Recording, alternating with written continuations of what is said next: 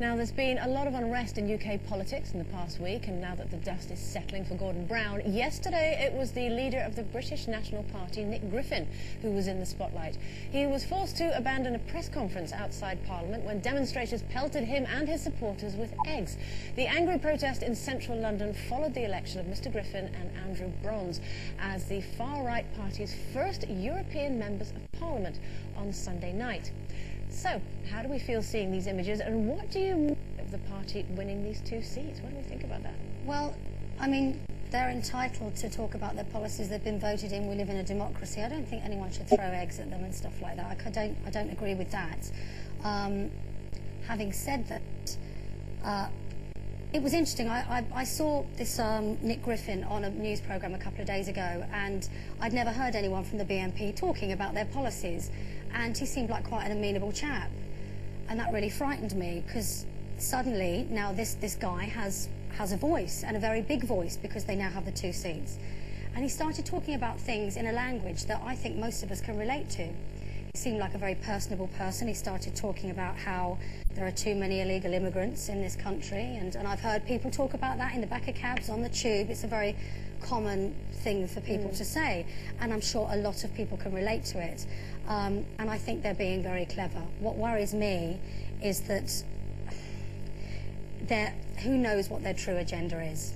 Do you know what I mean? They used to say that about the Labour Party, though.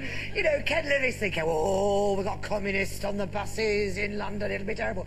I honestly think that we must get this into perspective. This was a European election, right? There's a very big far-right area of European politics which they will be joining, which will make them very strong. But what should happen, and there's no big deal about it, except that of the apathy in this country, there is an element of what they're talking about that we should be paying attention to. Is the Labour government doing it? No. Are the Conservatives doing it? No.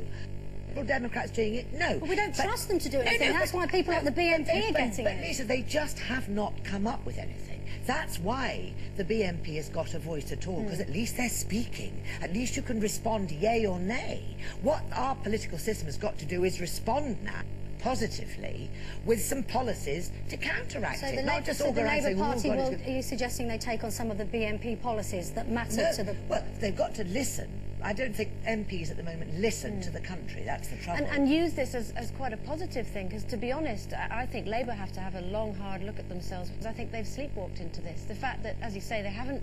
they have all parties, I should say, but of course Labour is in government at the moment.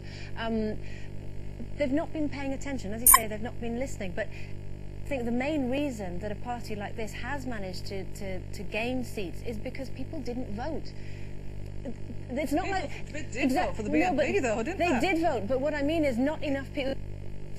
% turnout. We can't suddenly throw our hands up in horror and say, how did that happen? If we'd gone to the polls, they wouldn't have been there. In some places, I know it was up Yorkshire and whole sort of region. In some areas, the BNP this year actually got less votes than they did last year. So it's not necessarily that more people are voting for them. It's just that less people turned out to vote but they against now them. Have, if you like. They really have a voice now. Which is, like you say, it's a worry. But what they're doing is playing to the public. You know, I'm from Yorkshire. Our MEP for Europe is in the BNP now. So there's an awful lot of people in Yorkshire who agree with what they're saying. Some of what they're saying. Do you know what? There are an awful lot of people that do agree with what they're saying, not necessarily in Yorkshire. The way that they are portraying it is very, very... It's a language we understand, I personally don't agree with the BNP. Never will vote for that. First of all, we don't know what they're talking. We have to be very careful. We're not talking about their policies. They've not laid as much as what we've caught up onto, because it was Europe, and I think a big problem in Europe is there's too many of us. So let's not panic. Let's not worry about being racist, or it's more tribal than anything else. In this country, we are overcrowded, let's be honest, and that's, people get very neurotic and nervous and insecure. I think, though, Lynda, the difference between... I mean, you are exactly right in what you've just said, but I think that, you know, the difference before... You were saying that, you know, oh, people said this about Labour, we've got Red Ken on the buses and this sort of thing. There's a very big difference between left-wing policies and far-right policies, and a party that won't allow black members, How you know they've even the leader he has a conviction for inciting racial hatred. That can't be a positive thing in any way. No, I don't understand how. I quite agree, but we just have to get them back in their box, really. And the way to do it is to come up with something better. Well, I'm just waiting for them to reveal what the true agenda is. I'm not buying any of it at the moment. Don't forget for